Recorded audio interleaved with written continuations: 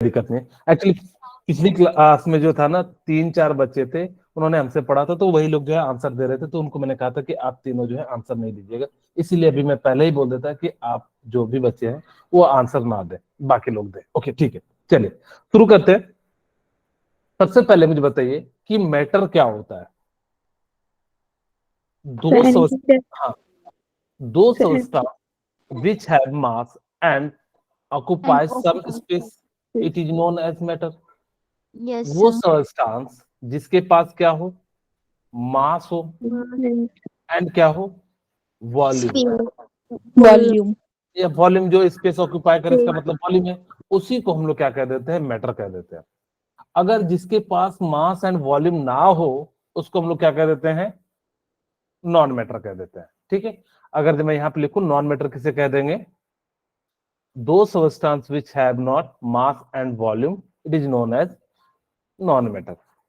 Okay, मैं एक छोटा सा क्वेश्चन पूछता हूं, अगर मेरे पास वॉल्यूम है तो क्या उसके पास जरूरी है मास होगा? Yes sir. Yes, sir. Confirm? Yes, sir. तो मुझे बताइए, एयर में मास होता है क्या? No, sir. वॉल्यूम होता है? Yes, sir. वॉल्यूम होता है, तो फिर आप कैसे कह रहे हो कि उसके पास मास है तो वॉल्यूम नहीं है? एक्चुअली जिसके पास मास होगा वॉल्यूम होगा, जिसके पास वॉल्यूम होगा उसके पास मास होगा। तो नॉन मैटर क्या होता है, जिसके पास which have not mass and volume, तो उसको हम लोग क्या कह देते हैं, नॉन मैटर कह देते हैं। ठीक है, मैं यहाँ क्रॉस करके मास एंड वॉल्यूम लिख देता हूँ। ठीक है, अब एक बच्चा मुझसे पूछेगा कि सर एयर क्या है, तो एयर जो होता है वो क्या होता है, नॉन मैटर होता है या मैटर होता है? Sir non matter. Very good, matter होता है। ठीक है, बहुत ज्यादा आप लोग पढ़े हैं। अब कहोगे कि सर एयर में क्या मास होता है क्या? आपको मैं दिखाता हूं कि कैसे मास होता है। आप लोग एक इनफ्लेटेड बैलून ले लीजिए। इनफ्लेटेड बैलून का मतलब क्या होता है, जो फुला हुआ नहीं है। अब इसको मैंने क्या करा, एयर ब्लो कर दिया। ठीक है, ओके, अब इसको ना वेट वेइंग मशीन पे रख दिया। अब जैसे रखा तो इसका मैंने अप्रॉक्स माना कि 2 ग्राम आ गया, और इसको रखा तो मैंने मान लिया कि 2.4 ग्राम आ गया। ये जो 0.4 ग्राम है वो बढ़ गया। अगर ये Yes, sir. 0.4 ग्राम बढ़ गया तो किसका बढ़ा होगा, इसके अंदर जो एयर भरे होंगे उसी। Air का. हाँ, Yes, इसलिए sir. हमने क्या कहा, इसके अंदर क्या हो गया कि एयर जो है, एयर के पास क्या होता है, मास होता है, और जिसके पास मास होगा वॉल्यूम होगा। और यहाँ देख भी सकते हैं इसके अंदर क्या है कि वॉल्यूम बड़े से ऑक्युपाई कर लिया, जिस कारण से इसको हमने क्या कह दिया, ये आपका क्या है, मैटर है। ओके, मैं आपसे पूछूं शैडो क्या है? अच्छा, शैडो से पहले मैं एक और छोटा सा चीज पूछता हूं, इलेक्ट्रिसिटी। इलेक्ट्रिसिटी क्या होती है? मैटर मैटर होती है या नॉन मैटर होता है? Yes, sir. Matter. Matter Matter. होता है। कैसे मैटर होता है? इलेक्ट्रिसिटी के पास मास होता है? कैसे होता है? इलेक्ट्रिसिटी को आपने कभी देखा है कि अगर जब कोई तार में जो है चल रहा है तो वो भारी हो जाता है? इलेक्ट्रॉन्स का मास वेरी होता गुड, है। ये भी मैटर होता है। हाँ, वेरी गुड। इसको क्या कहते हैं, इलेक्ट्रिसिटी की फ्लो ऑफ इलेक्ट्रॉन। और इलेक्ट्रॉन के पास मास होता है, वो भले बहुत कम होते हैं लेकिन होते हैं, इसीलिए इसको हम लोग क्या कह देते हैं, मैटर कह देते हैं। ओके, एक फिजिक्स के अनुसार से लाइट को हम लोग मैटर मानते हैं क्योंकि वो डुअल नेचर होता है। मैंने आपको स्टेट्स ऑफ मैटर में बताया था, तो उस प्रकार से मान लेते हैं। लेकिन आप अगर जब गूगल पे सर्च करोगे तो उसको नॉन मैटर दिया रहता है। ओके ठीक है, मैं आपसे पूछूं कि शैडो क्या है? शैडो समझते हो? Yes, sir. Non-matter. Okay, non matter होगा क्योंकि एक बच्चा मुझसे बोला कि सर शैडो के पास वॉल्यूम होता है क्या? वॉल्यूम होता है क्या? No, sir. No, आप लोग अगर जब आगे चलते तो पीछे इमेज बनता, वो क्या है? शैडो है। शैडो।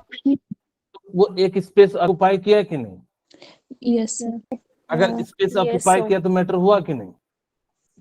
Yes sir. आप कह रहे हो नॉन मैटर है, बस में क्या बोले नीलम? सर मास नहीं होता। आत्मा में मास होता है? No sir. Yes sir. Actually shadow जो होता है वो वॉल्यूम नहीं ऑक्युपाई करता। वो क्या करता है कि आपकी बॉडी का जितना पार्ट लाइट के सामने आता है उसको वो रोक देता है, पीछे नहीं जाने देता है, जिस कारण से पीछे जो है क्या हो जाता है, ब्लैक कलर जो है आपको दिखाई देता है। वो उसी को हम लोग क्या कह देते हैं, शैडो कहते हैं। Shadow non matter. ओके, अब ये समझ में आ गया कि सर जिसके पास मास होगा, वॉल्यूम होगा, उसको मैटर कहेंगे, जिसके पास नहीं होगा उसको कहेंगे। कोई कहेगा कि नॉन मैटर के एग्जाम्पल क्या है, तो कोई बताओगे? एक तो शेडो ही हो गया। एक तो shadow, शैडो हो गया, आप रेज कह सकते हो। आपने किसी के साथ मतलब जैसे कि हम किसी के साथ फीलिंग, हेट, लव, ये भी क्या है, नॉन मैटर है। अब साउंड जो मैं बोल रहा हूँ, जो आप लोग बोल रहे हैं, वो भी कैसा है, नॉन मैटर है। तो ये सारी चीजें क्या है, आपको पता हो गया होगा, नॉन मैटर। ओके, अब जो बेसिकली जो मैटर होते हैं ना, वो 5 टाइप के होते हैं। वैसे तो अभी 7 टाइप के हो गए, लेकिन आपको जो पढ़ना है वो बेसिकली 3 पढ़ना है, सॉलिड, लिक्विड, गैस। हम आपको पांचों पढ़ाएंगे। आज 6 एंड 7 जो है कभी बाद में जो है आपको बताएंगे। ओके, अब हमारे पास जो सॉलिड होती है, मैं इसकी प्रॉपर्टीज बताते चले जाता हूँ। मैं डिटेल में तो नहीं बताऊंगा कि कैसे कैसे होता है, कि एक एक को एक्सपेरिमेंट करके मैं बताऊं, तो उस प्रकार से। हाँ जी, बोलिए मनीषा। सर एक्चुअली मैंने ये पूछना था कि जो हमने 12th के चैप्टर अभी बचे हुए हैं वो कब करने हैं फिर? ओके, आपका कहना है कि सर जो 2 यूनिट बचे हुए हैं, D and F. yes, okay, actually वो जो है मैंने स्किप कर दिया है। क्यों? क्योंकि आपको नीट के पॉइंट ऑफ व्यू से पढ़ाया जा रहा है, तो इसलिए हमने जो है 11 शुरू किया। इसका पर्पस। हाँ जी, बोलिए। सर यूनिट 6 था। हाँ, मैं समझ गया कि आपका 2 यूनिट बचे हुए हैं, D and F, and yes, analytical chemistry. ठीक है, यस सर। तो उससे ना तो आपको बोर्ड में उतना ज्यादा था, डी एंड एफ से आते हैं, लेकिन उसके नीट के प्रोस्पेक्टिव से उतना ज्यादा वो इम्पोर्टेंट रहता नहीं है। तो हमने नीट के पॉइंट ऑफ व्यू से पढ़ाना, तो इसीलिए हमने जो इसको स्किप कर दिया। अगर आप लोगों को लग रहा है कि सर पढ़ाना चाहिए, तो आप मुझे बता दीजिएगा, तो मैं सर से बात करूंगा, ताकि कि जो उसको भी मैं कवर करा सकूं। ठीक है, ओके, ठीक है। फिलहाल हम यहाँ पे चलते हैं। ओके, अब यहाँ पे हमारे पास क्या हो गया कि सॉलिड किसे कहेंगे, कि जिसकी डेंसिटी क्या हो, हाई डेंसिटी होगी। हाई। इसकी जो डेंसिटी होगी वो क्या होगी, हाई होगी। इसकी मेल्टिंग पॉइंट, बॉइलिंग पॉइंट क्या होगा? ओके, इसका जो melting point and boiling point क्या हो जाएगा, वो हाई हो जाएगा। क्यों? yes, क्योंकि यहाँ पे क्या होता है कि जो इसके मॉलिक्यूल्स के पार्टिकल्स हैं वो काफी ज्यादा क्लोज होते हैं, इस कारण से इसकी हाई डेंसिटी हो जाती है। ठीक है, ओके। अब हम बात करते हैं थर्ड पॉइंट। मुझे बताइए इसकी कंप्रेसिबिलिटी क्या होगी? सर लो। लो। इसका मतलब है कि इनके बीच में गैप नहीं है। yes, यस अगर गैप नहीं है तो आप उसको दबा नहीं पाओगे। ठीक है, yes, हाँ। अब देखो, इसके बाद मैं पूछूं कि इसका इंटर न्यूक्लियर डिस्टेंस क्या होगा? 0, स्मॉल। स्मॉल होगा या लो होगा? इंटर, क्योंकि 2 मॉलिक्यूल्स के बीच में जो गैप होगा वो क्या हो जाएगा, small, स्मॉल हो जाएगा। ठीक है, ओके। अगर मैं आपसे पूछूं फोर्स ऑफ अट्रैक्शन क्या होगा, इलेक्ट्रोस्टैटिक फोर्स ऑफ अट्रैक्शन, ज़्यादा, strong. Electrostatic force of attraction क्या हो जाएगा, लो हो जाएगा। सॉरी, एक फोर्स है ना, तो हाई हो जाएगा। हाई हो जाएगा, ठीक है, ओके। अगर मैं बात करूं कि इसकी डिफ्यूजन रेट की, यानी कि गैस में या किसी चीज में घुलने की टेंडेंसी क्या होगी, सर 0। डिफ्यूजन क्या हो जाएगा, लो हो जाएगा। ओके, मैं आपसे पूछूं कि इसकी काइनेटिक एनर्जी क्या होगी, हाई, लो होगी। लो। कि इसके अंदर जो है सॉलिड होते हैं, तो मैं यहाँ पे एक पॉइंट लिख देता हूँ जिससे सारे एनर्जी टर्म हो जाएंगे, इट्स एनर्जी इज लो। ठीक है, तो सारी की सारी एनर्जी क्या हो जाएगी, लो हो जाएगी। इसी कारण से ये कंपाउंड जो होते हैं क्या होते हैं, आपके स्टेबल होते हैं। सबसे ज्यादा जो स्टेबल होगा, more stable, stability is high, नीचे लिख देता हूं, या मोर स्टेबल लिख देता हूं। ठीक है, तो ये सारे पॉइंट जो है आपको याद रखने कि ये सारे क्या होते हैं, सॉलिड के होते हैं। आपसे इनसे कभी कोई क्वेश्चन नहीं पूछा जाएगा, फिर भी नॉलेज के लिए जो आप इसको याद रख सकते हैं। ओके, अब हम बात करते हैं गैस की। जितनी भी प्रॉपर्टीज लिक्विड की होगी वो सारी सॉलिड एंड गैस के बीच की होगी। अगर सॉलिड से ज्यादा होगी या गैस से कम होगी, सॉलिड में कम होगी या गैस में ज्यादा होगी, हमेशा लिक्विड जो होता है वो क्या हो जाता है, बीच में आता है। तो इसी को हम अगर आप देखोगे तो सारे की सारी प्रॉपर्टी बीच में आएगी। अच्छा मैं इसकी बताओ कि डेंसिटी क्या होगी, लो डेंसिटी लो। वजह, लो वेरी गुड। डेंसिटी। इसकी मेल्टिंग पॉइंट बॉइलिंग पॉइंट क्या हो जाएगी, हाई। लो होगा। लो। लो हो जाएगा। ओके यस अगर सर। मैं इससे पूछूं कंप्रेसिबिलिटी क्या हो जाएगी, सर हाई। हाई। हाई हो जाएगी। हाई हो जाएगी। ठीक है ओके, क्योंकि इसके बीच में गैप है तो इसलिए आप उसको क्या कर सकते हो, दबा सकते हो, इसलिए इसकी कंप्रेसिबिलिटी क्या हो जाती है, हाई हो जाती है। इंटरन्यूक्लियर डिस्टेंस क्या हो जाएगा, हाई। हाई। वेरी गुड, क्योंकि इनके बीच गैप ज्यादा है तो न्यूक्लियर का जो डिस्टेंस होगा वो क्या हो जाएगा, high. High. Internuclear distance is high. Okay अगर मैं तीसरा बात करूं, इलेक्ट्रोस्टैटिक फोर्स ऑफ अट्रैक्शन जो है वो क्या हो जाएगा, लो। लो। ई एफ ए लिख देता हूं शॉर्ट में। Yes sir. Okay. उसके बाद डिफ्यूजन रेट क्या होगा, हाई। हाई। हाई हो जाएगा। डिफ्यूजन रेट क्या हो जाएगा, डिफ्यूजन रेट इज हाई, क्योंकि इसीलिए आप लोग जो परफ्यूम यूज करते हैं या जो भी रूम में स्प्रे वाली चीज करते हैं जनरली हम लोग उसका किसके फॉर्म में करते हैं, गैस की फॉर्म। गैस के गैस फॉर्म। की फॉर्म में। कोई ऐसा मुझे बताएगा कि जिसको हम सॉलिड के फॉर्म में यूज करते हैं, बहुत कम होते हैं, उसका डिफ्यूजन रेट जो होता है बहुत कम होता है। एक बच्चा मुझसे पूछा कि सर अगरबत्ती देख लो, कॉइल देख लो मच्छर मारने वाला, उसका स्प्रे देखो, एक्चुअली वो सॉलिड फॉर्म में आपको दिया जाता है। वो स्प्रे आप अगर जो सॉलिड फॉर्म में उसको रखोगे तो आपको मच्छर नहीं मरेगा, मरता है क्या, नो सर। No sir. उसको जलाना पड़ता है, उसको एनर्जी देनी पड़ती है, तब जाके वो क्या करता है। तो कई बच्चों के मन में कंफ्यूजन होता है कि सर सॉलिड में तो वो रहता है जिस कारण से होता है, एक्चुअल में उसको आपने गैस में कन्वर्ट किया, क्योंकि सबसे अच्छा जो डिफ्यूजन होता है वो गैस में होता है, फिर लिक्विड में होता है, फिर किस में होता है, आपका सबसे कम होता है। अगर स्प्रे जो आप लोग परफ्यूम यूज करते होंगे या रूम स्प्रे का यूज करते होंगे, अगर वो सॉलिड फॉर्म में स्प्रे होता तो हम लोग डेली उसको क्या करते, पत्थर लेते उसको रगड़ते स्किन में। ठीक है अगर जब मान लो कोई रगड़ने में जो स्किन का भी जो है क्या हो जाता है, निकल जाता, तो इसलिए क्या हो जाता है कि इसलिए हम लोग जो है क्या करते हैं, डिफ्यूजन रेट जो है सबसे ज्यादा जो होता है इसका होता है। ओके मुझे बताइए कि इसकी एनर्जी क्या होगी, high. High. It's energy is high. Yes ठीक है सर। इसकी एनर्जी क्या हो जाएगी, इसकी स्टेबिलिटी क्या होगी, कम। लो। लेस लो। होगा, तो लेस स्टेबल ये हो जाएगा। तो ये सारी प्रॉपर्टीज आपको जो है याद रखनी है गैस की। अच्छा यहाँ पे वाइब्रेशन की मैं बात करूँ तो सबसे ज्यादा यहाँ पे वाइब्रेशन होता है, थोड़ा सॉलिड में जो है कम हो जाता है। ओके ये सारी बातें बहुत ही कॉमन बातें थी जो कि आपने 8, 9, 10 में पढ़ी होंगी। हाँ जी बोलिए, किन्हीं को कुछ डाउट हो तो मुझे बता दीजिए अभी। No sir. ओके चलिए, अच्छा यहाँ पे मैं 2 स्टेट और बताता हूँ, पहले प्लाज्मा बताता हूँ, फिर आपको जो है मैं क्या करता हूँ, बोस आइंस्टाइन बताता हूँ। ये है plasma. Fourth state of matter होती है ना सर। हाँ वेरी गुड। अब देखो मैं आपको समझाता हूं कि मान लो कि मेरे पास सॉलिड है, सॉलिड को मैंने हीट दिया तो किस में कन्वर्ट हो जाएगा, गैस। लिक्विड। लिक्विड में। अब वो अलग बात है कि होगी सर सब्लिमेशन प्रोसेस होता है डायरेक्ट, हम यहाँ पे एक सिस्टमेटिक मैनर की बात कर रहे हैं कि अगर हमने लिक्विड को फिर फर्दर हीट दिया तो किस में कन्वर्ट हो जाएगा, गैस में। गैस में। फॉर्म। यहां से यहां जाने में आपने क्या करा, हीट दिया, यस। यहां से यहां जाने में भी हीट दिए। अब हमने क्या करा कि इसको बहुत बहुत ज्यादा हीट दे दिया। ठीक है इसको हमने क्या कर दिया, बहुत ज्यादा हीट दे दिया, तो ये जो स्टेट आया प्लाज्मा स्टेट आया, और इसी को हम लोग कह देते हैं फोर्थ स्टेट। अब होता क्या है, ध्यान सुनना, आप सभी को पता होगा कि जो एटम होते हैं वो किसके बने होते हैं,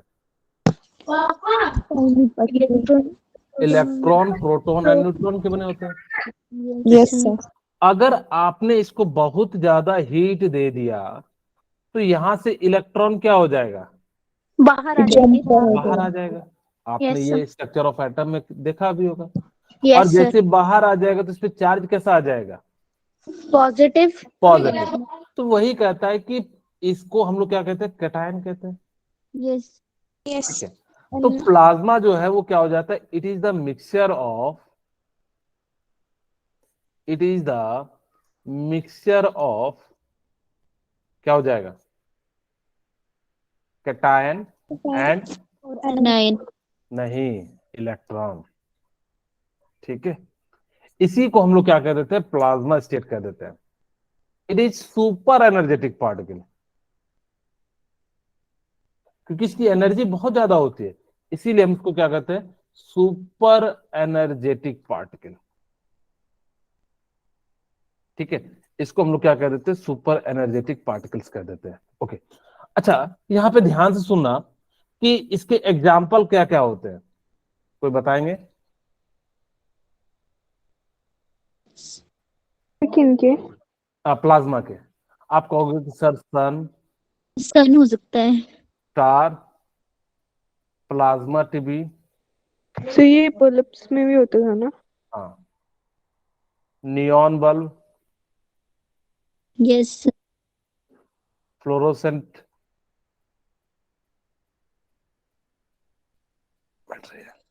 इन सभी में हम लोग क्या करते हैं कि इसका जो है क्या करते हैं, फिफ्थ स्टेट फोर्थ स्टेट को डाला जाता है। तो इस प्रकार से ये सारे जो है एग्जाम्पल है। अच्छा मैं आपसे एक छोटा सा क्वेश्चन पूछता हूँ, पूरे यूनिवर्स में सबसे ज्यादा जो स्टेट पाया जाता है वो कौन सा पाया जाता है, सॉलिड, लिक्विड, गैस या प्लाज्मा? Sir plasma. आप मुझे बता सकते हैं? मेरे सामने तो सबसे ज्यादा सॉलिड है। अब देखो अर्थ सॉलिड है, लिक्विड भी तो अर्थ के ऊपर है, सिर्फ लिक्विड क्या है, अर्थ के ऊपर है, तो सोचो कितना बड़ा अर्थ है। अर्थ के ऊपर हम पानी रखें तो पानी तो बहुत छोटा होगा। यस। तो उस हिसाब से मुझे बताइए आपका घर जो है किस फॉर्म में, सॉलिड फॉर्म में है। आप जो भी सब ऑब्जेक्ट यूज कर रहे हैं मैक्सिमम किस फॉर्म में यूज कर रहे हैं? सॉलिड। तो दिख रहा है सॉलिड फॉर्म, तो आप आंसर कैसे मार रहे हैं, प्लाज्मा?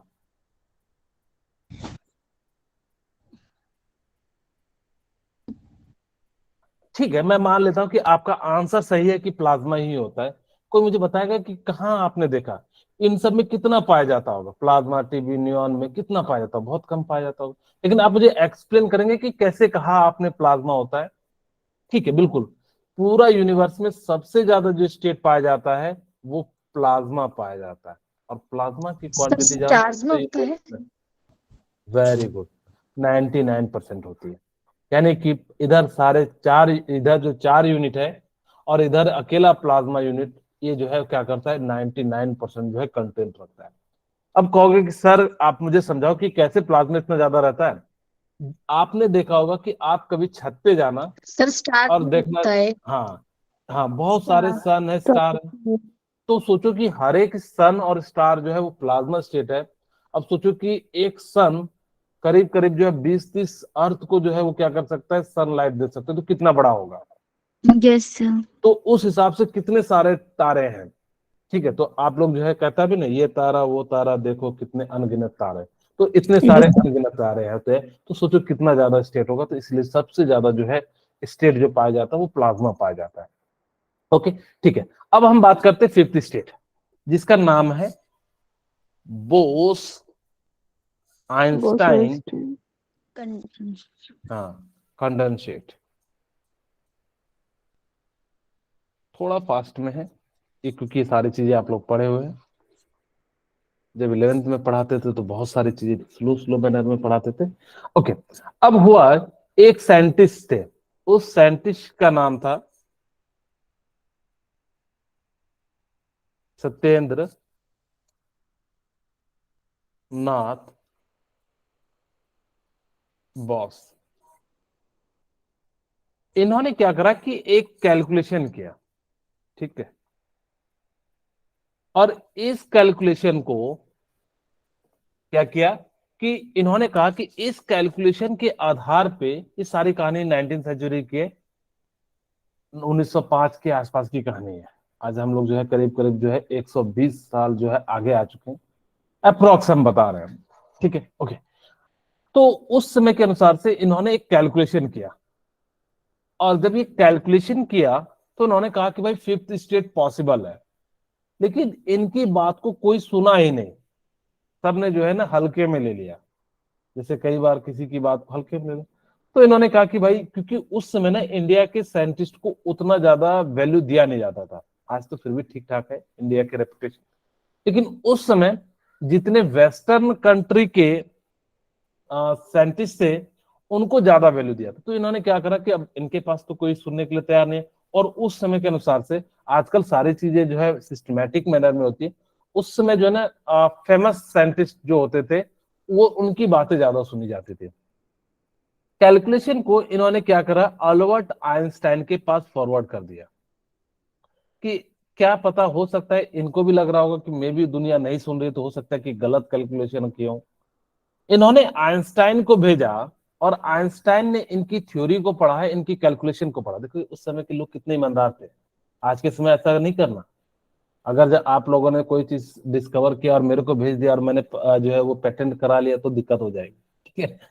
तो इस प्रकार से मतलब किसी को नहीं भेजना चाहिए, क्योंकि आजकल जो है ना पेटेंट का जमाना है। तो उस समय इन्होंने sir. आइंस्टाइन को भेजा और आइंस्टाइन ने क्या करा, इनके कैलकुलेशन को देखा और इन्होंने क्या कहा, फिफ्थ स्टेट इज पॉसिबल।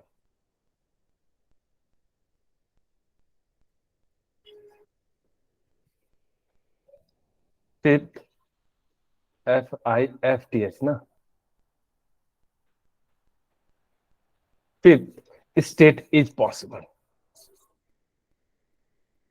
लेकिन इन दोनों में से किसी ने नहीं बनाया था। ऐसा नहीं है कि इन दोनों ने एक कैलकुलेशन किया और इन्होंने कहा कि इस प्रकार से जो क्या कर सकते हैं, हम बना सकते हैं, लेकिन इन दोनों में से किसी ने नहीं बनाया।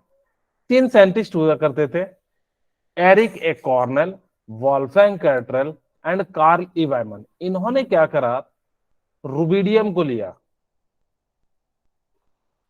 ठीक है, रुबिडियम को, आप सोडियम भी ले सकते हैं, रुबिडियम को लिया और इन्होंने इसकी डेंसिटी को 1 लाख टाइम्स कम कर दिया। आप सोच के देख सकते हैं कि गजब की डेंसिटी कम हो गई। डेंसिटी को क्या करा, लो, और वो भी कितना टाइम्स, 1 लाख टाइम्स। अब इतनी अगर मैं आपके एयर की डेंसिटी हाफ कर दूं ना, जैसे मछली बाहर निकलता है कैसे तड़पता है, Yes, sir. हाँ वैसे हम लोग भी तड़पने लगेंगे। सोच सकते हो इन्होंने कितना कम किया होगा, 1 लाख टाइम्स, ठीक है। दूसरा, इन्होंने क्या करा कि इसका जो टेम्परेचर है वो एब्सोल्यूट जीरो पे लेके चले गए। इसको जो है टेम्परेचर जो है absolute zero, absolute zero temperature को पाना लगभग लगभग बहुत कठिन होता है, लेकिन इन्होंने क्या करा कि एब्सोल्यूट जीरो टेम्परेचर ले लिया। एब्सोल्यूट जीरो टेम्परेचर किसे कहते हैं, -273 हाँ बिल्कुल, या 0 केल्विन कह सकते हो, या -273 जो है सेल्सियस कह सकते हैं। सोचिए कि हमारे जो सोल्जर होते हैं वो -20 डिग्री में हार्ट में क्या कहते हैं, हार्ट में जो पानी भर जाता है उस बीमारी को क्या कहते हैं, पल्मोनरी कहते हैं, सर हार्ट में कि लंग्स में? लंग्स में, सॉरी, सर निमोनिया। निमोनिया पता नहीं, ठीक है जो भी हो, परमोट्रीज कुछ ऐसा बीमारी का नाम होता है जिसके अंदर जो है लंग्स में पानी भर जाता है, बहुत ज्यादा ठंडा होता है। तो खैर, अब वहां पे क्या होता है कि इतना ज्यादा गजब का ठंडा कर देते हैं कि उसको कंडेंस करते हैं, और तब आपको जो मिलता है वो एक जो है आपको स्टेट मिलता है, और उसी स्टेट को जो है फिफ्थ स्टेट कहते हैं। अब बात रही कि नाम क्या रखे, तो भाई सबसे पहले क्या करा था, किसने दिया था, तो बॉस ने, यानी कि सत्येंद्रनाथ बॉस ने। तो इन्होंने क्या करा कि बॉस नाम ले लिया, ठीक है। फिर इन्होंने अप्रूव किसने किया, तो आइंस्टाइन ने। हाँ जी बोलिए मनीषा। सर जो इन्होंने ये वाला मैटर की बताया था, तो ये नेचर में तो एग्जिस्ट करता नहीं है। नहीं करता ना, ये बनाया हुआ ना, आर्टिफिशियल है ना। ओ हाँ, आर्टिफिशियल है ना, ये ह्यूमन के द्वारा बनाया गया है, ठीक है, ओके। सर बॉस, ऐसे किसी हाँ भी में क्या चीज, फिर ऐसे किसी मैटर की डेंसिटी लो करके तो अलग मैटर थोड़ा बन जाएगा कोई। अब देखो इन्होंने बनाया है तो उसकी प्रॉपर्टीज के आधार पे वो बिल्कुल एक अलग स्टेट आ गया, ठीक है। उनकी जो स्टेट होती है वो बिल्कुल अलग दिखती है। आप लोग कभी जो है गूगल पे सर्च करना तो आपको दिखेगा, तो एक इस टाइप से ग्रीन रेड ब्लू इस टाइप से अलग अलग टाइप का आपको दिखाई देगा, ठीक है। खैर हमें इतना ज्यादा डीप में नहीं जाना है, कि वो उसका क्या नेचर था, लेकिन आपका क्वेश्चन अच्छा है, ठीक है, तो इसीलिए ओके। बोस आइंस्टाइन, क्योंकि बोस ने पहले कहा, फिर आइंस्टाइन ने कहा, फिर इसको कंडेंसेट करके बनाया था, इसीलिए इसका नाम क्या पड़ गया, कंडेंसेट। इसीलिए इसको हम लोग क्या कर देते हैं, फोर्थ स्टेट कहते हैं। अब कहोगे सर इसका यूज कहां करते हैं, तो यूज देखिए,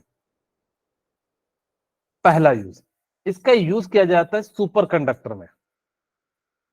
यहाँ पे देखिए मनीषा, शायद आपका कॉन्सेप्ट क्लियर हो जाएगा। सुपर कंडक्टर, सुपर कंडक्टर एक मटेरियल है, ठीक है, जिसका यूज किया जाता है कि बिजली, जब आप लोग, जैसे आप लोगों ने देखा होगा कि बहुत सारे जो है सुपर कंडक्टर होते हैं, उसमें मिनिमम एनर्जी बर्बाद होती है, मैक्सिमम यूटिलाइज होती है। अगर आपने सुपर कंडक्टर, ये सारे लैब में ही है, अभी हम लोग इसका यूज नहीं कर पाते, अगर जिस दिन रियल में सुपर कंडक्टर मटेरियल बन जाएगा, सोचो कि हम जितना रेजिस्टेंस के रूप में बर्बाद करते हैं, उससे ज्यादा हम लोग क्या कर लेंगे कि एनर्जी को बचा सकते हैं। सोचिए कितना सारा आपके घर में वायर होगा, सोच के देखिए कितने सारे वायर होंगे, पंखे के अलग, बल्ब के अलग, फ्रिज में जो लगता है अलग, तो कितना ज्यादा रेजिस्टेंस के रूप में बर्बाद होता है। कहते हैं हम इतना ज्यादा बर्बाद करते हैं कि दो छोटे छोटे देश को हम फ्री में, जितने हम बर्बाद करते हैं रेजिस्टेंस के फॉर्म में, उससे दो छोटे छोटे नेपाल, भूटान, इन सबको हम क्या कर सकते हैं, एनर्जी दे सकते हैं, इतना ज्यादा हम बर्बाद होते। तो इसलिए इसका यूज कहाँ पे किया जाता है, सुपर कंडक्टर में। दूसरा, सुपर मटेरियल में इसका यूज किया जाता है, यानी कि ऐसा मटेरियल जो किसी के साथ चिपकेगा नहीं, इवेपोरेट नहीं होगा, तो इस टाइप के मटेरियल को हम लोग क्या कह देते हैं, सुपर, अच्छा मैं सुपर फ्लूइड लिख देता हूं, इसको हम लोग कहते हैं सुपर फ्लूइड्स। ओके। तीसरा, इसका तीसरा सबसे ज्यादा यूज किया जाता है मेडिकल पर्पस में, कैंसर के ट्रीटमेंट में, HIV की ट्रीटमेंट में, इसी फोर्थ स्टेट का यूज किया जाता है। और जिस कारण से काफी महंगा जो है आपका ये वाला जो इलाज होता है, काफी महंगा हो जाता है। सभी लोग जो इसको अफोर्ड नहीं कर पाते, क्योंकि इसको बनाना ही इतना मुश्किल है, तो जिस कारण से इसका जो है कॉस्ट क्या हो जाता है। क्योंकि सर अगर ये बनाना इतना मुश्किल है तो सबको बता दो, एक्चुअल में इतना आसानी से बनता भी नहीं है। अब मैं एक बात बताता हूं कि कुछ चीजें हैं, जैसे मान लो, सपोज करो कि आप लोगों के टर्म में समझाऊं कि किसी को गोली देना आसान है, किसी का ऑपरेशन करना क्या आसान है क्या?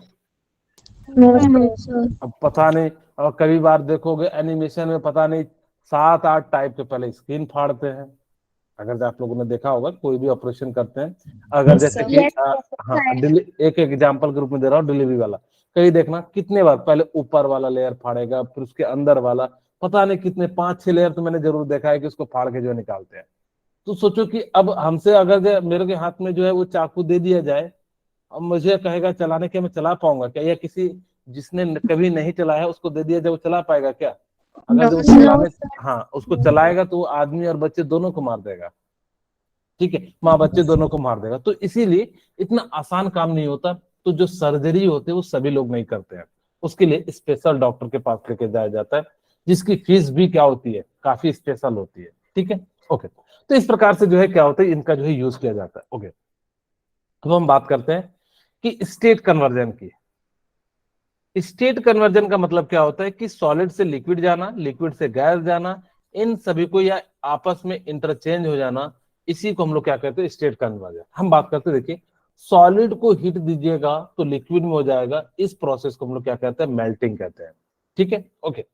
अगर लिक्विड को आपने हीट किया, आप इनके नाम याद रखना, इनको क्या कहते हैं, इवेपोरेशन कहते हैं। सबसे ज्यादा कहां से क्वेश्चन पूछा जाएगा मैं वो भी बता दूंगा, उसको इवेपोरेशन कहते हैं। अगर आपने कहते ना कि भाई सॉलिड को हमने मेल्ट कर दिया, कहते हैं कि नहीं कहते हैं? तो वो फिर मेल्टिंग नहीं होगा? क्या होगा, मेल्टिंग, क्या होगा? मेल्टिंग। हाँ, तो मैं तो मैंने कहा सॉलिड, और ये प्रोसेस है ना, मैंने सॉलिड से लिक्विड जा रहा है, मेल्टिंग कह दीजिए, या इसको आप क्या कह सकते हैं, फ्यूजन कह सकते हैं। आपने कुछ अलग टर्म यूज किया है क्या इसके अलावा, मेल्टिंग और फ्यूजन के अलावा? नो सर, आपने इवेपोरेशन बोल दिया था पहले। अच्छा, मैंने डायरेक्शन ऐसा कर दिया था? नहीं सर, आपने पहले बोल दिया, इवेपोरेशन बोला था। ओके, ठीक है। अगर हमको सॉलिड से लिक्विड में कन्वर्ट करना है तो उसको मेल्टिंग कहते हैं, और लिक्विड से अगर जो गैस में करना है तो उसको हम क्या कह देते हैं, इवेपोरेशन कह देते हैं। ठीक है। और गैस से सॉलिड में जाते हैं तो उसको हम लोग क्या कहते हैं, डिपोजिशन कह देते हैं। कोई मुझे एक एग्जांपल बताएगा डिपोजिशन का, सर जहां पे, सॉलिड से गैस में जाता है जब? नहीं नहीं, गैस से सॉलिड में। सर जो ओले बनते हैं, क्या वो जो पहले बर्फ, लिक्विड में कन्वर्ट नहीं होते हैं? चलिए मैं आपको बताता हूँ, CO2, CO2 को हम किस में कन्वर्ट कर देते हैं, ड्राई आइस में, ठीक है। या आप ऐसी जगह चले जाइए जहां पे -4 डिग्री या 0 से नेगेटिव में टेम्परेचर हो, वहां पे यस सर। अगर आप वाटर को फेंकोगे तो सीधे सीधे किस में कन्वर्ट हो जाता है, यानी कि आइस में। हाँ, आइस में। तो ये जो है क्या है, आपके डिपोजिशन में। दूसरा सब्लिमेशन। सब्लिमेशन प्रोसेस वो प्रोसेस होता है जो सॉलिड सीधे गैस में कन्वर्ट हो जाते हैं, those process in which solid is directly convert into gas without changing in liquid, it this process is known as the sublimation. तो उस प्रोसेस को हम लोग क्या कह देते थे, सब्लिमेशन। हाँ, उसको हम लोग क्या कहते हैं, सब्लिमेशन कह देते हैं, ठीक है। ओके, अब इस प्रकार से हमने क्या कह दिया, इसको जो है सब्लिमेशन कह दिया। ओके, अब इसका एग्जाम्पल कोई मुझे बताएगा क्या होता है? सर जो फिनाइल है वो नेफ्थलीन, वेरी गुड। एक तो आप कहोगे कैंफर होता है, दूसरा नेफ्थलीन की बॉल, आप लोगों ने देखा है नेफ्थलीन की बॉल का यूज करते हुए? Yes sir. हाँ, इसका धूप और अगरबत्ती हो सकता है। कौन सा? या धूप और हाँ अगरबत्ती, बिल्कुल, हाँ उसको भी कह सकते हैं, लेकिन उसके अंदर सारी चीजें जो है गैस में कन्वर्ट नहीं होती है। आयोडीन भी हो सकता है। उसके, हाँ आयोडीन हो सकता है, और आपका क्या हो सकता है, अमोनियम क्लोराइड हो सकता है, ड्राई आइस भी हो सकती है ना? हाँ ड्राई आइस भी हो सकती है, बहुत सारे एग्जाम्पल है अमोनियम क्लोराइड, ठीक है। जो धूप या अगरबत्ती है ना, उसके साथ वो क्या होता है ना, बहुत सारे सॉलिड नीचे बच जाते हैं, लेकिन ये सारे जो है इसमें कुछ बचता नहीं है, सीधे सीधे जो है वेपर में कन्वर्ट हो जाता है। तो इस प्रोसेस को हम लोग क्या कह देते हैं, सब्लिमेशन कह देते हैं। बोलिए, क्लियर है? Yes sir. मैं इसका डेफिनेशन नहीं लिखा हूं कि आप लोग सोच रहे होंगे कि सर इसका डेफिनेशन, तो डेफिनेशन हम लोगों को जरूरत नहीं है, इसलिए जो है डेफिनेशन यस नहीं है। सर। ओके, अब हम बात करते हैं कंपाउंड एंड मिक्सचर। जैसे घर में जो सब्जी बनाते हैं वो मिक्सचर है, लैब में पानी बनाते हैं या कोई कंपाउंड बनाते हैं वो क्या हो जाता है, आपका कंपाउंड हो जाता है। इसका मतलब है कि मिक्सचर को आप किसी भी रेशियो में बना सकते हैं, जबकि कंपाउंड को एक फिक्स रेशियो में बनाते हैं। कंपाउंड की जो प्रॉपर्टीज होती है, इनिशियल एंड फाइनल प्रॉपर्टीज बिल्कुल डिफरेंट हो जाती है। जैसे मैं आपको एक एग्जांपल के साथ समझाता हूँ, H2 + O2 = H2O। ऐसे देखिए, मैं बैलेंस नहीं किया हूं, अब बैलेंस कर देता हूं, नहीं तो कई बच्चे कहेंगे कि सर H2 जलता है, O2 जलाता है, और ये क्या करता है, बुझाता है। तो इसकी इंटायर प्रॉपर्टी क्या होगी, डिफरेंट होगी कि नहीं? ये जलने जलाने वाला है और ये बुझाने वाला है। तो इस प्रकार से जो इनकी केमिकल प्रॉपर्टीज होती है रिएक्टेंट और प्रोडक्ट की, बिल्कुल एंटायर होती है। जबकि आप मिक्सचर बनाते हो, अगर आपने जैसे मान लो कोई मीठा चीज बनाना है, अगर जो चीनी डालते हो तो चीनी पहले भी मीठी थी, बाद भी क्या हो जाएगी, मीठी रहेगी। इसका मतलब है उसकी प्रॉपर्टीज चेंज नहीं होती, जबकि इसकी, ओके। अब कंपाउंड जो होता है ना वो हमेशा फिक्स रेशियो में बनता है, जबकि मिक्सचर जो होता है वो क्या बनता है आपका, नॉट फिक्स रेशियो में बनता है। ऐसे समझो कि अगर आपके, मैं दो एग्जांपल, अच्छा यहां से मैं पहले एक पॉइंट समझा देता हूँ कि जो मिक्सचर होता है ना वो होमोजेनियस भी हो सकता है, हेट्रोजेनियस होता है। कंपाउंड जब भी बनेगा वो हमेशा होमोजेनियस होगा, ठीक है। जैसे मैं यहाँ पे समझा देता हूँ कि मान लेते हैं कि आप लोगों के घर में आपका दोस्त आया, तब तो उसको हम कैसा शरबत बनाएंगे, कैसा पिलाएंगे, होमोजेनियस या हेट्रोजेनियस?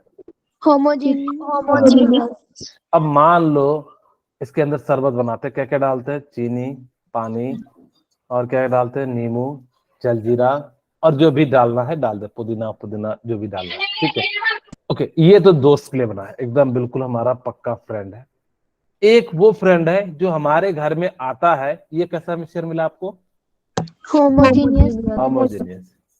एक ऐसा फ्रेंड है, या जो आपके टीचर है वो आपको डांटते रहते हैं, या आपका जो फ्रेंड है वो आपके घर गया और बता रहा है, जैसे कि अभी जैसे एक एग्जांपल के रूप में, ठीक छोड़ो एग्जांपल नहीं लेंगे, यहाँ पे मैं एक एग्जांपल के रूप में समझाता हूँ कि मान लो कि किसी दो फ्रेंड है, A एंड B, अब इसकी ना ये आया इसके घर में और उसकी मम्मी को कहा कि ये ना, ये जो आपका बच्चा है ना, या जो भी XYZ नाम है, वो क्या करता है, स्कूल में जाके सो जाता है, क्लास में नहीं अटेंड करता है, बाहर घूमने लगता है, तो इसको हम लोग कैसा बनाएंगे।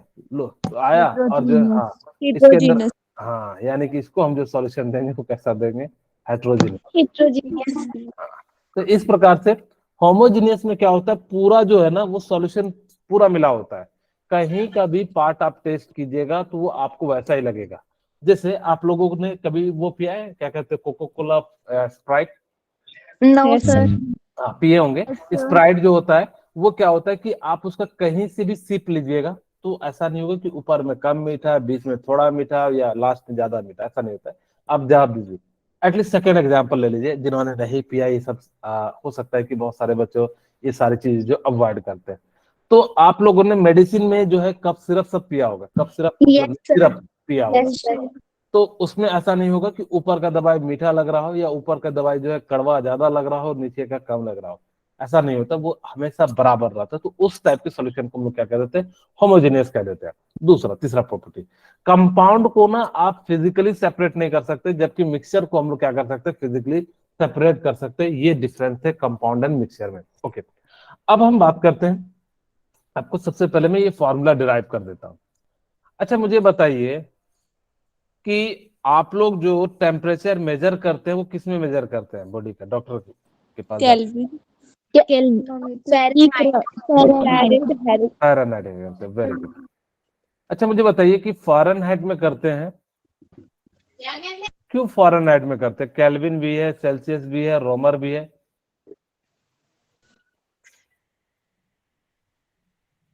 बोलिए। सर डॉक्टर की इच्छा होगी, उसका मन करेगा तो सेल्सियस में यूज कर लेगा, ऐसा होता है क्या? नो सर नहीं, लॉजिक होता है।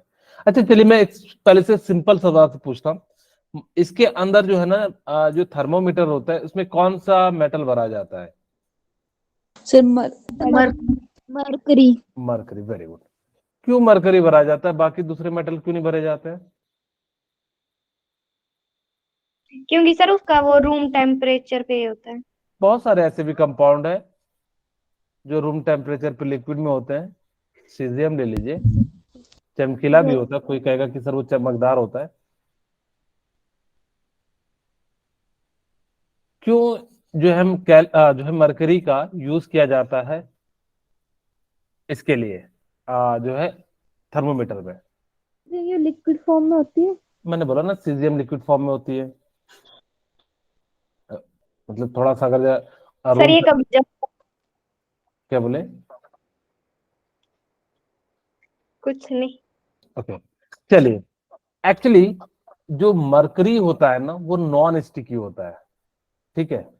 मरकरी कैसा होता है, नॉन स्टिकी होता है। अब जैसे मान लो, अब मैं बैठ गया डॉक्टर की दुकान में, अब मरीज आया दो, अब मैंने क्या करा कि भाई मैं जो है ना थर्मोमीटर बनाया, और इसके अंदर जो है ना, अंदर में ना एक छोटा सा होल रहता है, बहुत ही छोटा यस सा सर पैर। तो उसके अंदर मैंने क्या करा कि दूसरा एटम डाल दिया सीजियम, ठीक है, समझाने के लिए। और पहला मरीज आया, उसको बुखार था 102 डिग्री फ़ारेनहाइट, और मैंने कहा कि भाई 102 डिग्री है, मैंने कहा कि भाई तुम एक काम करो, हाई पावर वाला जो है ले लो, पैरासीटामोल जो है 500 mg वाला दे दिया, और एक आध दो इंजेक्शन लगा दिया, ठीक है। ओके, अब जैसे ही इंजेक्शन लगा दिया ये तो ठीक हो जाएगा। अब क्या हुआ कि थर्मोमीटर में मैंने तो सीजियम भरा था, और वो वहीं जाके नैरो में बीच में 102 डिग्री पे आके अटक गया, ये ए था। अब दूसरा बंदा आ गया बी, अब जैसे ही दूसरा बंदा आ गया, अब मैंने उसको भी थर्मोमीटर लगाया, तो उसको भी दिखा दिया 102। अब जबकि उसको बुखार है ही नहीं। अब मुझे तो छू के तुम्हें बता नहीं सकता ना कि कितना बुखार है, हम ये बता सकते कि आपको बुखार है या नहीं है, ये हम बता सकते हैं कि कितना बुखार है। सर तो अब उसको जो है मैंने थर्मोमीटर लगाया, थर्मोमीटर में 102 बुखार आ गया। अब जैसे ही 102 डिग्री बुखार आ गया, तो क्या होगा कि अब मुझे फिर से जो मैंने इसको ठीक किया था तो उसी के अनुसार से दवाई दूंगा। इसको भी मैंने 500 mg का है क्या दे दिया, दवाई दे दी, और जो है 2-3 सुई लगा दी, बेचारा तो ठीक था, लेकिन फिर भी जो है 2-3 सुई लगा दिया, क्योंकि आज जो है सोमवार है, तो सोमवार को कहा कि सुई लगाओ, और सुई लगाया तो सुई लगाने के बाद क्या करता है, उई उई, तो ये जो है उई उई करने लगा। लेकिन अब जो है ये अगर ऐसा होता तो हम लोग क्या करते, किसी दूसरे का मरीज का पता नहीं लगा पाते। यस तो इसीलिए इसमें कैसा डाला जाता है, नॉन स्टिकी। नॉन स्टिकी क्या हो जाता है, इसका मतलब है कि उसके अंदर चिपकेगा नहीं, जैसे ही टेम्परेचर डाउन होगा फट से नीचे आ जाता है। तो इसीलिए हम लोग जो है मरकरी का यूज करते हैं। खैर आजकल का जमाना चेंज होते जा रहा है, अब आप लोगों को इसका यूज करते हुए डॉक्टर लोग बहुत कम दिखेंगे। अब यस सर आजकल जो है क्या करते हैं, इलेक्ट्रिक आ गया है, जो आपको रेडिएशन के द्वारा जो है आपके सर पे बंदूक जैसा सटाता है और बता देता है कि Yes. आप, हाँ, टेम्परेचर कितना है। क्या अब वो भी सर, जो को चेक करने के लिए होता है उसमें भी मरकरी का यूज होता है ना? नहीं उसके अंदर कुछ नहीं, उसमें बैटरी लगी रहती है, वो आपके रेडिएशन, बॉडी के हीट के रेडिएशन को मेजर करके बता देता है कि कितना निकल रहा है। वो आपको टच भी नहीं करता, थोड़ा दूर से। अगर आप नहीं लोगों ने सर, चेक करने के लिए उसमें पंप आउट करते हैं, फिर तब मरकरी नीचे आती है वो तो आप ब्लड प्रेशर वाले की बात कर रहे हो, बीपी यस चेक सर, करने। वही होता है। हाँ तो वो तो ब्लड प्रेशर है ना, वो आपका, मैं हीट यहाँ पे मेजर करने की बात कर रहे हैं, वो आप बीपी। अच्छा कितना होता है मैक्सिमम और मिनिमम, डॉक्टर बनने जा सर रहे 80 to 120 होता है 20 mm मिनिमम कितना होता है आपका बीपी, कितना होना चाहिए? 80 to 120 होना चाहिए और मैक्सिमम 120 होना चाहिए। 80 से 120 Yes, sir. जो है मिनिमम 180 होना चाहिए और मैक्सिमम 120 होना चाहिए, इसके बीच में ही लाई करना चाहिए। आजकल आप लोग जाओगे तो आप लोगों का 90 के आसपास मिलेगा, 85 90 के आसपास जरूर रहता है, क्योंकि हम लोग जो है ऑयली खाना खा रहे हैं, तो जिस कारण से ब्लड प्रेशर जो है बढ़ जाता है। अच्छा ब्लड प्रेशर का सिग्निफिकेंस क्या होता है? सर अगर ब्लड प्रेशर बढ़ता है तो थोड़ा सा मतलब कि चिड़चिड़ापन सा होता है और मतलब कि गुस्सा मैं वो ज्यादा नहीं आता पूछ है। रहा, मैं वो ठीक है, वो आप लोग समझ रहे होंगे कि ब्लड प्रेशर ज्यादा होगा तो उसको वो अलग बीमारी होगी, ब्लड प्रेशर लो होगा तो वो अलग। मैं ये आप पूछ रहा हूँ कि ब्लड प्रेशर का मतलब क्या होता है, कि ब्लड के फ्लो को बताता है कि कितने स्पीड से फ्लो कर रहा है, या क्या बताता है? यस सर, की ब्लड यस सर वही आंसर ही बताता बता है। दिया, खैर कोई नहीं। अब चलिए यहाँ पे चलते हैं वापस से, कि यहाँ पे सेल्सियस में आपको एक क्वेश्चन आपका रह गया होगा कि सर आपने मुझे बताया नहीं क्यों हम फ़ारेनहाइट का यूज करते हैं। तो मैं आपको सबसे पहले इसको समझाता हूँ, तो उसमें समझाएंगे। जो सेल्सियस में होता है, वाटर का मेल्टिंग पॉइंट कितना होता है, 0 डिग्री, एंड बॉइलिंग पॉइंट कितना होता है, 100 डिग्री होता है। ओके, अब मैं यहाँ पे बात करूं तो इसमें कितना हो जाता है, 32 डिग्री हो जाता है फ़ारेनहाइट में, और ये कितना हो जाता है, 212 हो जाता है। Okay very good. क्योंकि केल्विन में सर 273 हो जाता है, और इसका कितना हो जाता है, 37। हाँ, रोमर में कितना हो जाता है, 0 हो जाता है, और यहाँ पे कितना हो जाता है, 80 हो जाता है। ओके ठीक है। अगर मैं इसका गैप लिखूं तो कितना गैप है, 100 है। इसका गैप Yes, sir. कितना है, 180। इसका गैप कितना है, 100 100। और इसका गैप कितना है, 80 80। ओके वेरी गुड, ठीक है। अब देखो क्या हुआ कि आपको मैं एक एग्जांपल के रूप में समझाता हूँ। हमारी बॉडी का जो टेम्परेचर होता है कितना होता है सेल्सियस में, 37 डिग्री सेल्सियस। 37 डिग्री। ओके, मैं आपको एक एग्जांपल के रूप में समझाता हूँ कि इसका 1 डिग्री सेल्सियस जो है ना, वो 3 फ़ारेनहाइट के बराबर होता है। एक एग्जांपल में अप्रोक्स में 2 पॉइंट समथिंग होता है, लेकिन मैंने समझाने के लिए ले लिया।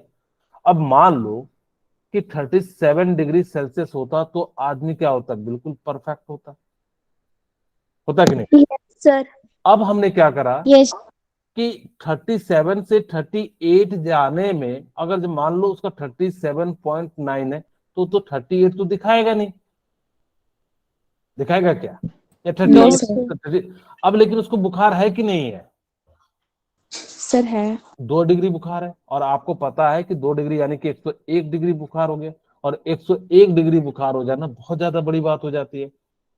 ठीक है, 1 Yes. डिग्री आपका टेम्परेचर बढ़ जाता है तो आपको अनकंफर्टेबल हो जाता है, यहाँ तो 2 डिग्री हो गया, लेकिन सेल्सियस में पता लग पाएगा क्या? No, sir. इसी कारण से ये जो है हम लोग क्या करते हैं, फ़ारेनहाइट का यूज करते हैं, क्योंकि ये छोटा होता है, इसमें गैप ज्यादा होते हैं, तो जो आसानी से हमें पता कर लेते हैं। तो इसी कारण से फॉरेन। एक बच्चा गुस्से में आया और मुझसे बोला कि सर यहाँ देखो ना 0 से 273 लो ना सर, जिसमें 373 का गैप आ जाएगा। आप इससे इससे और ज्यादा एक्यूरेट बताएगा। आप लोग भी सोच रहे होंगे कि हाँ सर सही तो बोल रहा है, क्या उसने सही बोला या गलत बोला? सही। सही बोला, गलत करता हूं। अब देखो होगा क्या कि आपको अगर ये 0 से 373 जाना है तो आपका जो थर्मोमीटर बनेगा कितना बड़ा बनेगा? एक हाथ के बराबर बनेगा। अब उसको बीमार होगा तो घर से यस जो है सर। मेजर करना पड़ेगा। अब जैसे मान लो कि मैं बीमार हूँ, डॉक्टर को फोन लगाऊंगी, भाई मेरा टेम्परेचर कर, तो वहीं से वो क्या करेगा? थर्मोमीटर निकालेगा, कहेगा चेक कर लो। सर तो इसी कारण से क्या हो रहा था, वो कंफर्टेबल यूज नहीं हो पा रहा था। इसी कारण से हम लोग जो है फॉरेन हाइट को यूज करते हैं, और फॉरेन हाइट को हम लोग क्या कहते हैं? डॉक्टर्स जो है थर्मोमीटर। ठीक है, ओके।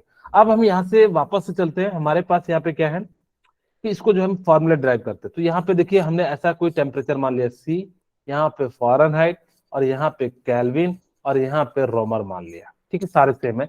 ओके, हमने कहा कि इसका जो एक छोटे से पार्ट का होगा तो कितना हो जाएगा? सी माइनस 0, क्योंकि जितना पार्ट होगा यहाँ से यहाँ, और उसको 100 से डिवाइड कर देंगे तो एक छोटे से पार्ट की वैल्यू निकल जाएगी, equal to F minus 32 divided by 180, क्योंकि गैप कितने का? 180 का। ओके, तो यहाँ पे कितना हो जाएगा?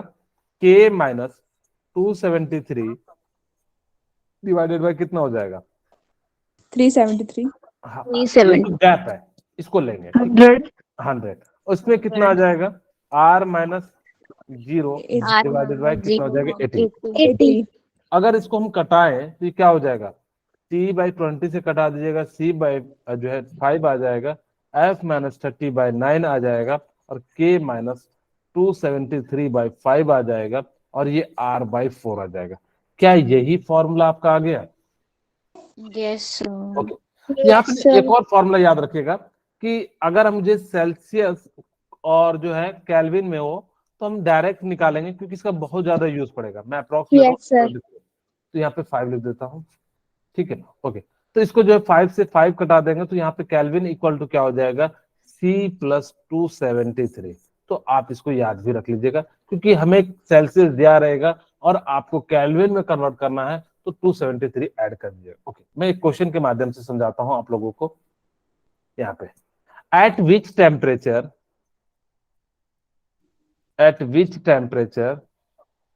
Celsius and Fahrenheit are same. ठीक है, तो ऐसा कौन सा टेम्परेचर होगा जहां पे फॉरेनहाइट एंड सेल्सियस जो है क्या होगा? सेम होगा। तो हमने माना कि let this temperature is X, let temperature is X, जहां पे क्या होगा? सेल्सियस एंड फॉरेनहाइट क्या होगा? सेम होगा। तो आपको जब भी किसी चीज को कन्वर्ट करना हो ना, जैसे सेल्सियस और फॉरेनहाइट को करना है तो सेल्सियस फॉरेनहाइट को दोनों को यूज कीजिएगा। सेल्सियस केल्विन में कन्वर्ट करना है तो आप केल्विन में यूज कर लीजिएगा। यानी कि जिसका जिसका जो चीज दिया है उसका फॉर्मूला लीजिए, और जिसमें कन्वर्ट करना है उसका ले लीजिए। तो हमने सेल्सियस फॉरेनहाइट का दिया, तो हमने सेल्सियस C बाई 5 और F माइनस 32 बाई क्या हो जाएगा? 9 हो जाएगा। ठीक है, ओके। अब हम यहां से क्या करते हैं कि भाई टेम्परेचर x माने दोनों सेम है, तो x बाई 5 लिख देता हूं, इक्वल टू क्या हो जाएगा? x माइनस 32 बाई 9 हो जाएगा। बोलिए, क्लियर है? इसको मैंने मल्टीप्लाई कर दिया, 9x equal to 5x minus 160, और इसको 4x माइनस कर देंगे तो यहाँ पे माइनस 160, x की वैल्यू कितनी हो गई? Minus 40 degree. यानी कि ऐसा वो टेम्परेचर है माइनस 40 डिग्री जहां पे सेल्सियस एंड फॉरेनहाइट क्या होते हैं? सेम होते हैं। मैं आपको एक दो छोटे छोटे क्वेश्चन करा देता हूं। एक तो ह्यूमन बॉडी का टेम्परेचर को फॉरेनहाइट में करना है। ठीक है, ह्यूमन बॉडी का टेम्परेचर। दूसरा रूम टेम्परेचर। ठीक है, ओके। अब देखो आपको पता है कि बॉडी का जो टेम्परेचर होता है सेल्सियस में 37 डिग्री होता है, और उसका कितना होता है? 25 डिग्री होता है। अब मुझे किस में कन्वर्ट करना है? फॉरेनहाइट में। मैंने कहा कि फॉरेनहाइट में कैलकुलेट कीजिए। आप चाहो तो केल्विन में भी कन्वर्ट कर सकते हो, मैंने यहाँ पे क्या कहा कि फॉरेनहाइट में करना है। तो F minus 32 divided by 9 equal to C by 5। अब 37 डिग्री दिया हुआ तो जो वैल्यू दिया है तो उसी की जगह पे लिख देना है। सेल्सियस दिया हुआ है तो सेल्सियस का हमने क्या कर लिया? यहाँ पे लिख दिया 37 बाई 5। ओके, अब हमने यहां से क्या करा कि 5F माइनस 160 इक्वल टू कितना हो जाएगा? 333। और यहाँ से एफ की वैल्यू कितनी आ गई आपकी जो है 98.6 फ़ारेनहाइट। तो इस प्रकार से हमने यहाँ पे इसको कैलकुलेट कर लिया। सेकेंड, अब आपको क्या करना है, फिर से इसको कन्वर्ट करना है, तो यहाँ पे हम फिर से वही फॉर्मूला लिखेंगे, f/32 divided by 9 equal to c/5, और c की जगह पे हम क्या लिख देंगे 25, और जैसे ही लिखेंगे तो क्या हो जाएगा 25 से 5 कट जाएगा 5 बार में, और यहाँ पे कितना हो जाएगा f-30 डिवाइडेड बाय 20 और 45, 9 into 5 कितना हो जाएगा 45, और प्लस 32 कर दीजिएगा तो कितना आ जाएगा 77। तो इस प्रकार से जो है आप क्या कर सकते हैं, फ़ारेनहाइट में जो है रूम टेम्परेचर कितना होता है 77 होता है। अच्छा, नेक्स्ट क्लास में हम लोग काफी इंपॉर्टेंट बात करेंगे, laws of chemical combination and जो है मास के बारे में सिखाएंगे। तो नेक्स्ट क्लास की जो 8:30 वाली होगी तो सभी जो है जरूर जुड़ जाना, ठीक है। Yes sir.